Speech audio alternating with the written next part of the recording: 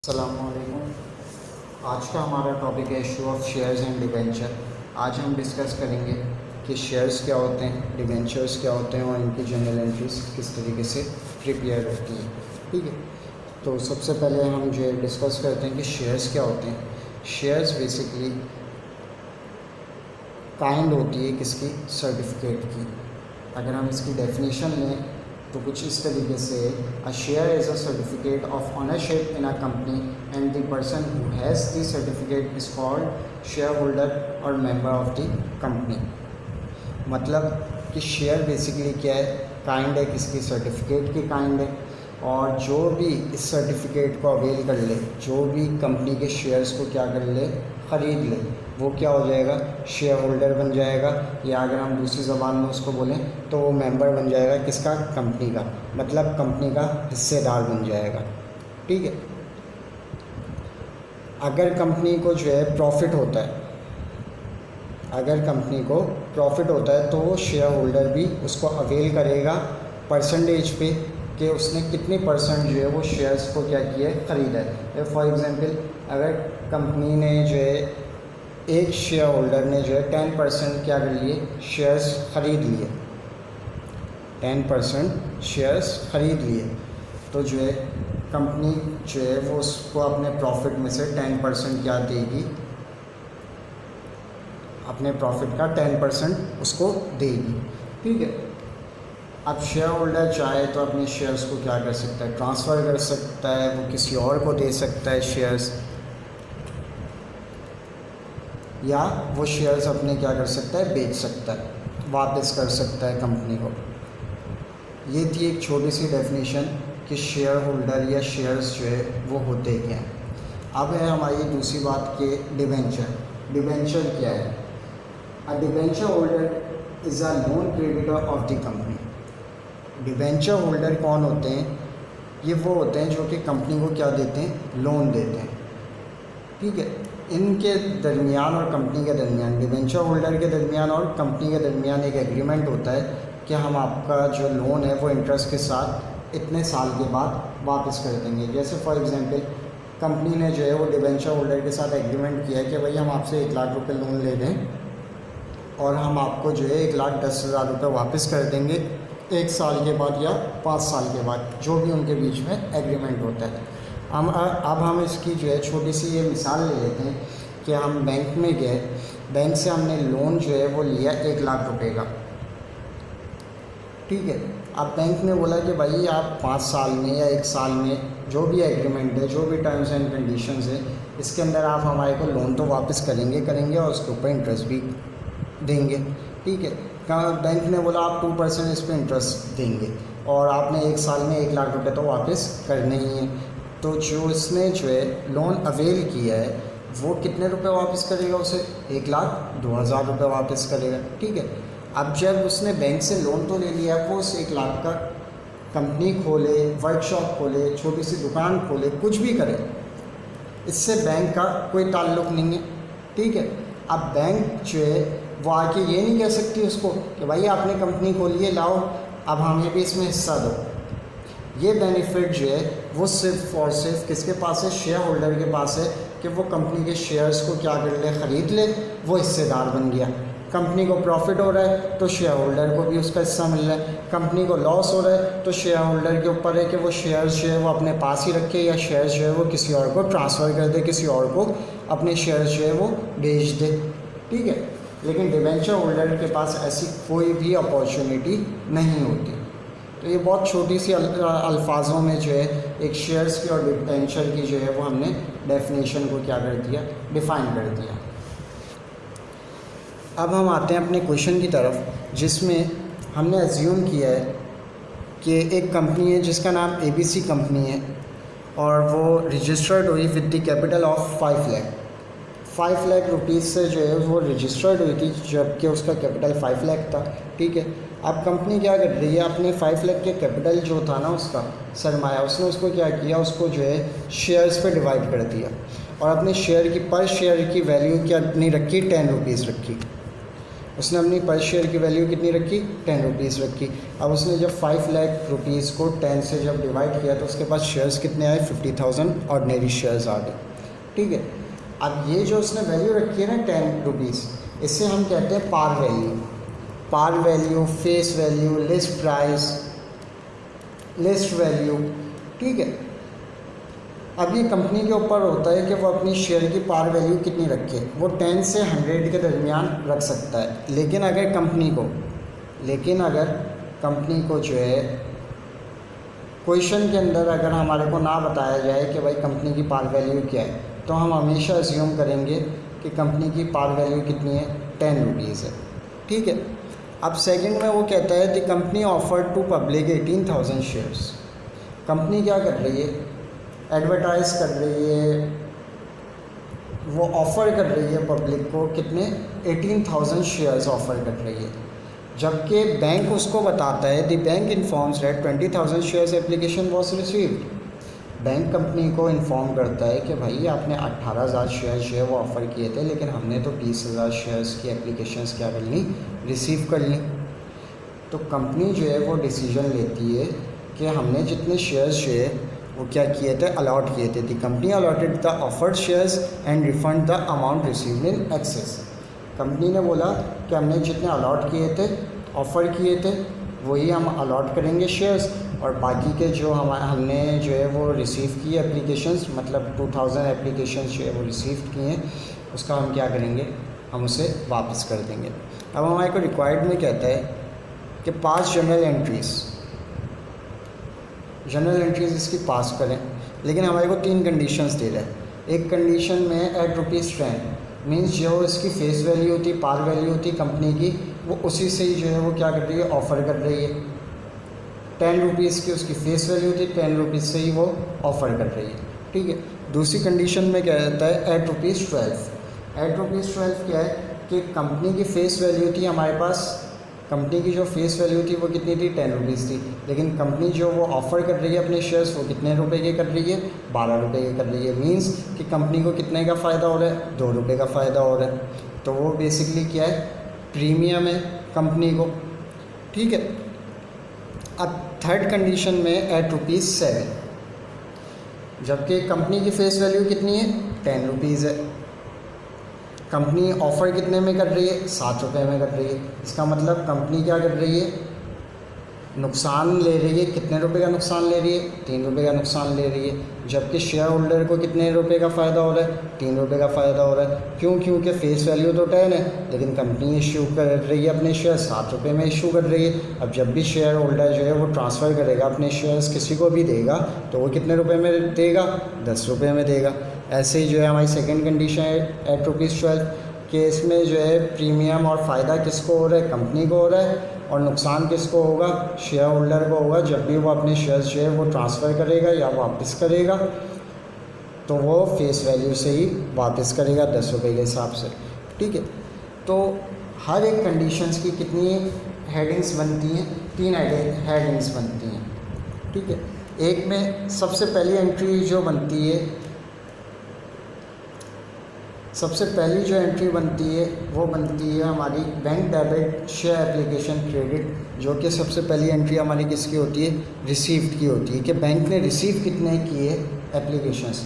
और जो दूसरी एंट्री बनती है वो दूसरी एंट्री ये बनती है कि जो है कंपनी ने जितने ऑफर्ड किए थे उसकी एंट्री बनती है। और थर्ड एंट्री जो है वो बनती है कि जो एक्सेस अमाउंट आई थी वो कंपनी क्या कर रही है, वापस कर रही है। तो अब हम जो है वो एंट्रीज़ बनाते हैं। पहली एंट्री किसकी बनानी है, हमने रिसीव्ड की बनानी है। रिसीव की एंट्री में क्या है, बैंक ने रिसीव किए, बैंक डेबिट हो गया हमारा, और शेयर एप्लीकेशन क्रेडिट हो गया। बैंक ने रिसीव किए थे, कितने रिसीव किए थे, 20,000 एप्लीकेशंस उसने रिसीव की थी, और वैल्यू कितनी थी, 10 थी। 20,000 को जब हमने 10 से मल्टीप्लाई किया तो हमारे पास वैल्यू कितनी आ गई, 2 लाख आ गई। 2 लाख हमारी डेबिट हो गई और 2 लाख ही हमारी क्रेडिट हो गई। ठीक है, अब हमारी दूसरी एंट्री क्या बनेगी कि कंपनी ने ऑफ़र कितने किए थे। सही है। तो इसमें शेयर एप्लीकेशन डेबिट हो गई, कितने से, कंपनी ने ऑफ़र किए थे 18,000 मल्टीप्लाई बाय 10, और बैंक शेयर कैपिटल क्या हो जाएगा, क्रेडिट हो जाएगा, क्योंकि वो अब बेसिकली क्या हो गया है, कंपनी का कैपिटल बन चुका। तो इसकी वैल्यू क्या आएगी, 18,000 मल्टीप्लाई बाय 10, 1,80,000।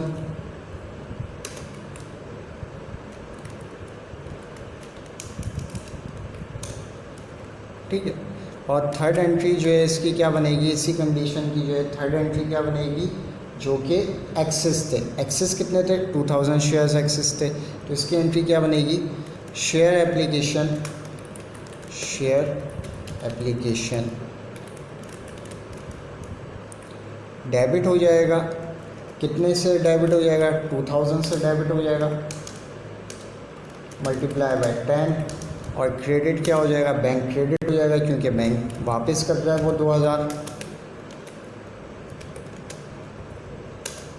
2000 शेयर्स वो क्या कर रहा है, वापस कर रहा है। तो 2000 को जब हम मल्टीप्लाई करेंगे 10 से तो वैल्यू हो जाएगी 20,000।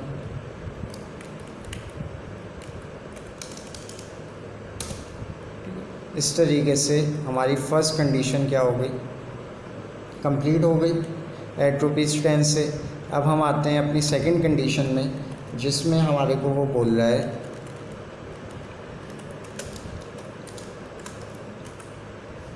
कितने रुपए से वो ऑफ़र कर रहा है, 12 रुपीज़ से ऑफ़र कर रहा है, एट ₹12 से।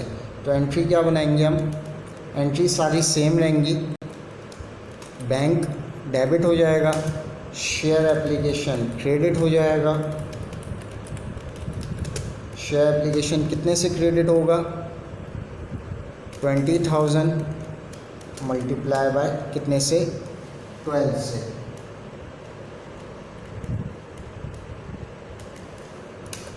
ठीक है। अब जब हम 20,000 को मल्टीप्लाई करेंगे 12 से तो हमारे पास वैल्यू आएगी 2,40,000।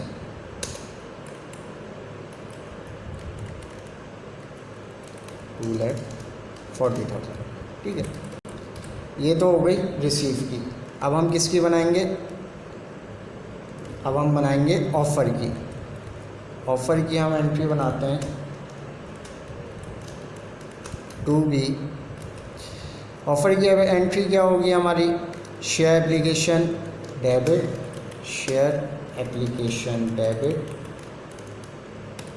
अच्छा, अब यहाँ पर क्या होगा, जो कि फेस वैल्यू जो थी ना, हम वो पहले दिखाएंगे एप्लीकेशन में। शेयर एप्लीकेशन की क्या थी, फेस वैल्यू क्या थी, जो कि हमारी डेबिट है। कितने से डेबिट है हमारी शेयर एप्लीकेशन,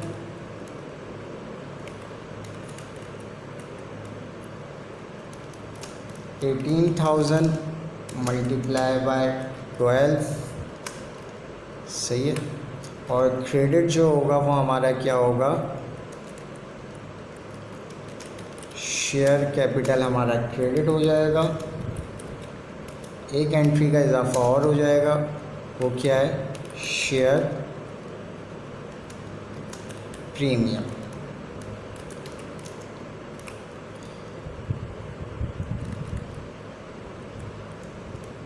शेयर कैपिटल जो है वो बेसिकली कितना होगा, 18,000 मल्टीप्लाई बाय 10, जो कि फेस वैल्यू थी शेयर्स की।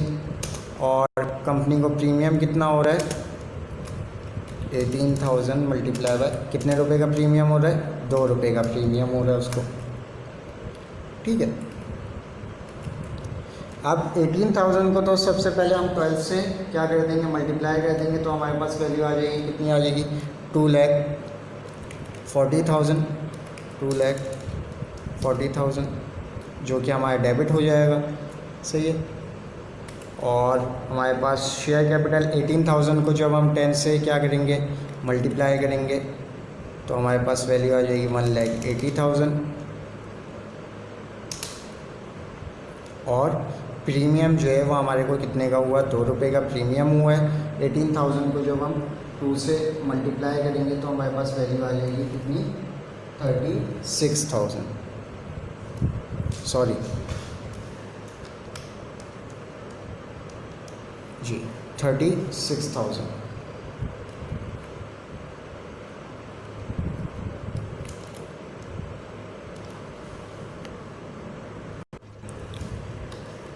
Sorry, just mistake in calculation. 18,000 को जब हम 12 से मल्टीप्लाई करेंगे तो हमारी वैल्यू होगी 2,16,000, ठीक है। और 18,000 को जब हम 2 से मल्टीप्लाई कर देंगे तो हमारे पास वैल्यू होगी 36,000, सही। अच्छा, अब क्रेडिट की अमाउंट अगर हम प्लस करें 180 और 36 तो कितने हो गए, 2,16,000। और डेबिट की वैल्यू भी क्या है, 2,16,000। मीन्स क्रेडिट की और डेबिट की वैल्यू क्या होनी चाहिए, हमेशा सेम आनी चाहिए हमारे पास, सही। अब हम आते हैं 2C पर। 2C की एंट्री क्या बनेगी हमारे पास, शेयर एप्लीकेशन डेबिट कितने से, 2,000 एक्सेस थे हमारे पास, 2,000। अब बैंक ने लिए कितने के थे, 12 रुपये से, तो 12 रुपये से ही हम क्या करेंगे, उसको वापस करेंगे। तो हमारे पास वैल्यू आ गई कितनी, 24,000।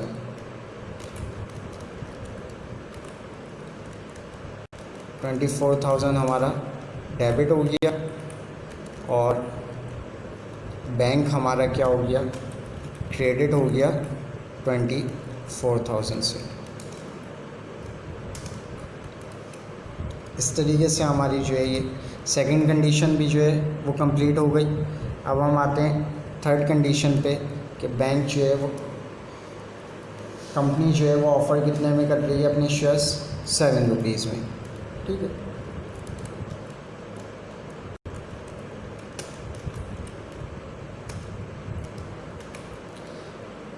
फर्स्ट एंट्री वही हमारी बनेगी, बैंक डेबिट।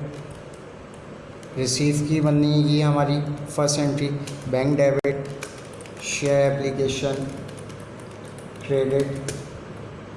उन्होंने शेयर एप्लीकेशन रिसीव कितने किए, 20,000 शेयर एप्लीकेशन रिसीव किए, मल्टीप्लाई बाय 7,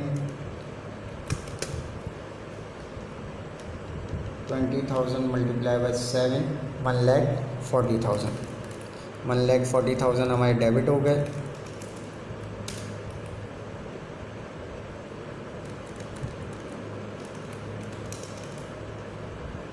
और 1,40,000 ही हमारे क्या हो गए, क्रेडिट हो गए। अब हम बनाते हैं ऑफ़र की। कंपनी ने ऑफ़र कितने किए, 3B। कंपनी ने ऑफ़र कितने किए, शेयर एप्लीकेशन डेबिट। कंपनी ने ऑफ़र किए 18,000 शेयर्स।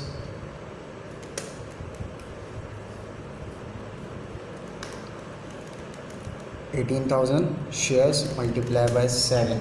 अच्छा, यहाँ पर अभी हम फेस वैल्यू नहीं लेंगे, क्यों, क्योंकि यहाँ पर जो है कंपनी डिस्काउंट दे रही है। कितने रुपए का डिस्काउंट दे रही है, 3 रुपये का डिस्काउंट दे रही है। तो पहले तो हम शेयर एप्लीकेशन को जो है 18,000 को मल्टीप्लाई कर देंगे 7 से। 18,000 मल्टीप्लाई बाय 7, 3,000 मल्टीप्लाई बाय 7, तो हमारे पास अमाउंट आ गई 1,26,000। 1,26,000 डेबिट, शेयर डिस्काउंट, क्योंकि कंपनी क्या कर रही है, डिस्काउंट दे रही है। शेयर डिस्काउंट क्या हो जाएगा, क्रेडिट हो जाएगा। 18,000 मल्टीप्लाई बाय 3,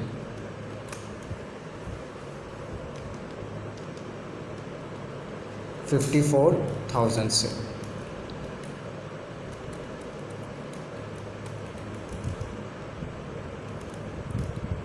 ठीक है, अब क्रेडिट क्या होगा हमारे पास, शेयर कैपिटल, शेयर कैपिटल हमारा क्या हो जाएगा, क्रेडिट हो जाएगा 18,000 मल्टीप्लाई बाय 10 फेस वैल्यू से।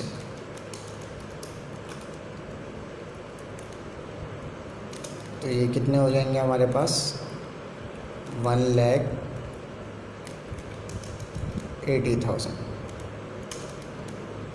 ठीक है, अब हम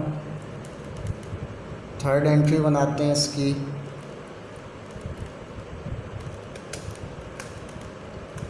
थ्री सी, और थर्ड एंट्री हमारी क्या होगी, शेयर एप्लीकेशन डेबिट, और बैंक हमारा क्या हो जाएगा, क्रेडिट हो जाएगा।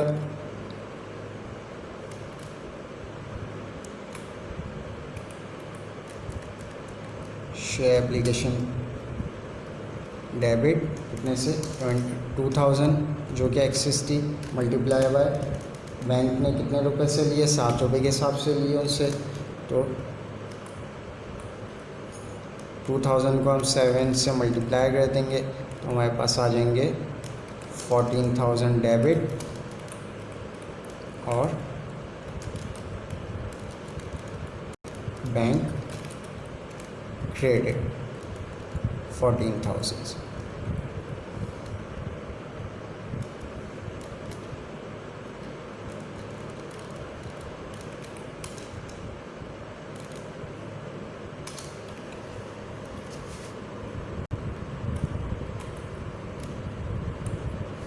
आई होप आप लोगों के समझ में आया होगा, सही है। बाकी इंशाल्लाह नेक्स्ट क्वेश्चन जो है हम नेक्स्ट क्लास में करेंगे। अल्लाह हाफ़िज़।